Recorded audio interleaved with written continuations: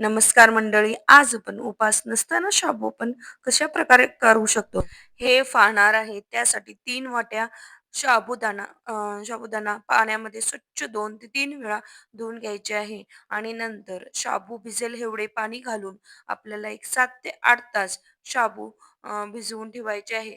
7 ते 8 तासानंतर पहा किती छान शाबू आपला फुगलेला आहे आणि मोकळी मोकळी अशी शाबू दिसत आहे.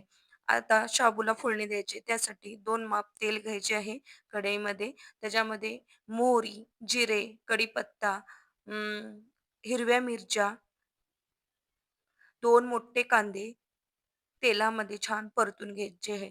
तेलामध्ये कांदा छानपणे परतून घेतल्यानंतर त्याच्यामध्ये थोडे भाजलेले शेंगदाणे घालायचे आहेत.